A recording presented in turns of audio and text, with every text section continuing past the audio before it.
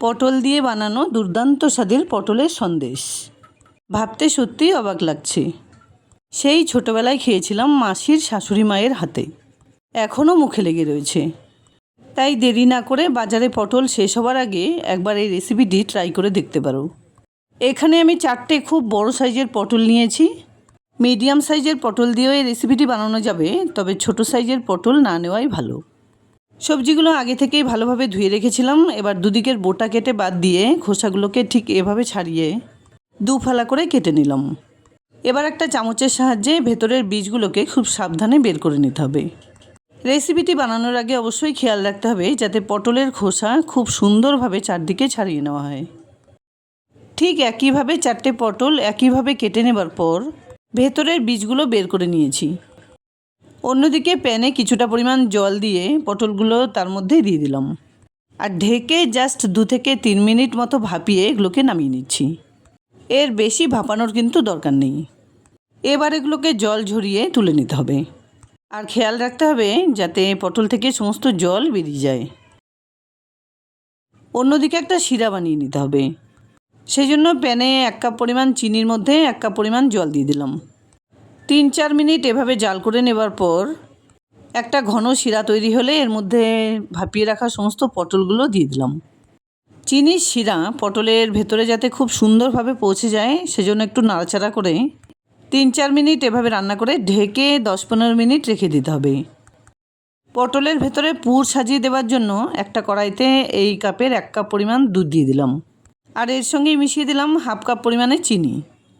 Continuously নাড়াচাড়া করতে করতে দুধটাকে সুন্দরভাবে জাল করে নিতে হবে। সময় বাঁচাতে বা ইচ্ছে হলে বাজার থেকে খোয়া ক্ষীর কিনে এনেও এটা বানিয়ে নিতে পারো, তবে আমি ঘরে থাকা দুধ দিয়েই এই ক্ষীর বানিয়ে রাখলাম। দুধটা মোটামুটি 5-6 মিনিট জাল করে নেবার পর 1 টুকরো পনির এর মধ্যে গ্রেট করে দিলাম আর এর সঙ্গে 1 চামচ ঘি দিয়ে কন্টিনিউয়াসলি নাড়াচাড়া করে এটাকে আরও শুকিয়ে নিতে হবে। এর আগেও আমি তোমাদের সঙ্গে ঘরে বানানো দুধের ক্ষীর রেসিপিটি শেয়ার করেছিলাম, তবে সেটা অবশ্যই অন্যভাবে বানানো ছিল।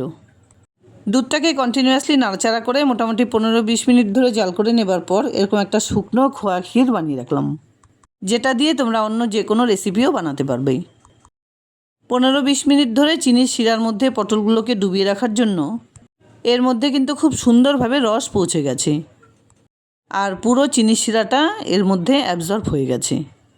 এবার এগুলোকে আলতো করে তুলে নিয়ে একটা প্লেটে সাজিয়ে নিলাম আর এক একটা পটলের ভেতরে বানিয়ে রাখা ক্ষীরের থেকে পরিমাণ মতো তুলে নিয়ে খুব সুন্দরভাবে পটলগুলোকে এভাবে সাজিয়ে নিতে হবে। চামচের সাহায্যে সাজিয়ে নিতে যদি অসুবিধা হয় তাহলে কিন্তু পরিমাণ মতো পুর হাতে এভাবে তুলে একটু লম্বাটে করে পটলের মধ্যে ভরে নিতে পারো। যতটা পরিমাণ পুর বানিয়েছি তাতে কিন্তু আমি 500 ml দুধ ব্যবহার করেছি। প্রত্যেকটা পটলের মধ্যে ক্ষীর ভালোভাবে ভরে নিয়ে চামচের পেছনটা দিয়ে খুব সুন্দরভাবে সেট করে দিতে হবে যাতে দেখতেও খুব ভালো লাগে। আমসত্ত্বর একটা টুকরো থেকে ছোট ছোট পিস করে কেটে রেখেছিলাম আর সঙ্গে নিয়েছি 4-5টা চেরি। চেরিগুলোকেও কুচিয়ে রেখেছি। এবার আমসত্ত্ব আর চেরি তার উপর দিয়ে সুন্দর করে সাজিয়ে দিলাম। তোমরা তোমাদের পছন্দ মতো ড্রাই ফ্রুটস অবশ্যই মিশিয়ে দিতে পারো, তবে চেরি বা জাফরান হলে এগুলো দেখতেও বেশ ভালো লাগবে। সামনেই রথযাত্রা আর সেই উপলক্ষে তাছাড়াও যে কোনো শুভ অনুষ্ঠানে এই রেসিপিটি একবার বানিয়ে দেখতে পারো। সত্যি বলছি, একবার খেলে বারবার বানাতে ইচ্ছে করবে। ভালো লাগলে লাইক, শেয়ার, কমেন্টস করতে ভুলবে না প্লিজ। আর এরকম নিত্য নতুন রেসিপির আপডেট পাওয়ার জন্য প্লিজ চ্যানেলটাকে সাবস্ক্রাইব করে পাশে থাকা বেল আইকনটা অলে করে দিও। দেখা হচ্ছে নতুন কোনো রেসিপি নিয়ে। ভালো থেকো, ধন্যবাদ।